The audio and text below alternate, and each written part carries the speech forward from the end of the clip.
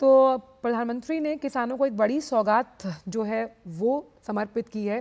प्रधानमंत्री ने किसानों और वैज्ञानिकों से बात की है और ख़ास तौर पर क्योंकि 109 ऐसी जो ज़्यादा उपज वाले बीज हैं और ख़ास तौर पे क्लाइमेट रिजिलियंट जो कि जलवायु परिवर्तन के अनुकूल पैदा किए जा सकते हैं। प्रधानमंत्री को आप देख सकते हैं यहाँ पर किसानों के साथ अपने विचार साझा करते हुए, उनके अनुभव जानते हुए बड़ी सौगात 61 फसलों की 109 किस्मों को जारी किया गया। ये सब हाई यील्डिंग यानी ज़्यादा उपज वाली फसलें हैं, क्लाइमेट रिजिलियंट हैं, जो कि जलवायु परिवर्तन के अनुकूल उगाई जा सकती हैं। इस लिहाज से राष्ट्र के अन्नदाता के रूप में जो किसान हैं उनको बड़ी सौगात उच्च उपज देने वाली जलवायु अनुकूल ये फसलें हैं। प्रधानमंत्री ने किसानों और वैज्ञानिकों से भी बातचीत की है। किसानी और वैज्ञानिक जो है वो साथ चलता है कि भाई किस मौसम में कौन सी फसल ज़्यादा उपज देगी। और प्रधानमंत्री ने कृषि में मूल्य संवर्धन के महत्व को भी उजागर किया। आपको एक बार याद दिला दें कि किस तरह से बजट में भी आर्टिफिशियल इंटेलिजेंस पर जोर देते हुए ड्रोन की मदद से कृषि क्षेत्र को और उन्नत और किफ़ायती बनाने की बात और प्रस्ताव किए गए थे।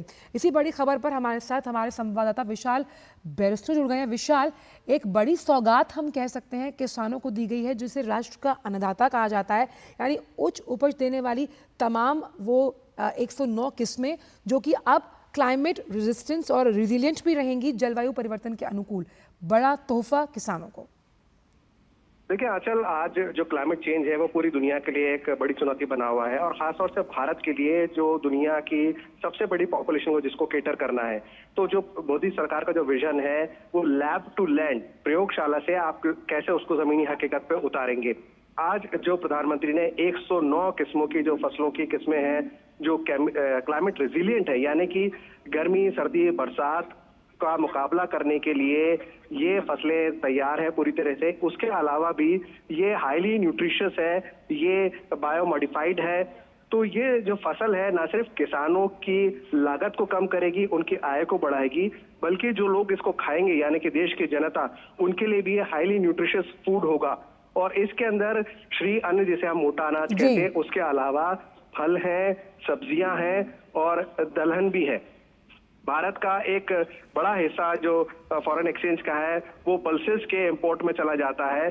तो उसके मद्देनजर भी ये जो क्लाइमेट रेजिलियंट क्रॉप वैरायटीज हैं, ये एक भारत के लिए ना सिर्फ कारगर साबित होगी, ना सिर्फ हमारी फूड बास्केट को पूरा करेगा, लेकिन आज जो मेरी केंद्रीय कृषि मंत्री से बात हुई, उन्होंने कहा कि भारत चाहता है कि वो दुनिया की, वर्ल्ड की फूड बास्केट बने, यानी कि हम अपने लोगों को तो खिलाएं, हमारा अन्नदाता, बल्कि दुनिया की जो फूड रिक्वायरमेंट है उसको भी हम पूरा करें। विशाल, हमने इस बार के बजट में भी देखा था कि कैसे खास तौर पर टेक्नोलॉजी ट्रांसफ़र के ज़रिए उन फसलों को उगाया जाए जो कि क्लाइमेट रिजिलियंट हों, और इसमें ड्रोन की मदद, सॉयल हेल्थ कार्ड्स, इसको लेकर आर्टिफिशियल इंटेलिजेंस का बहुत बड़ा रोल दिखाया गया था। कैसे विज्ञानी और जो किसानी है वो कंधे से कंधा मिलाकर साथ चलते हैं, तो फिर जब हम राष्ट्र का अन्नदाता उसके चेहरे पर मुस्कान देखते हैं, जो कि हमारी थाली में भी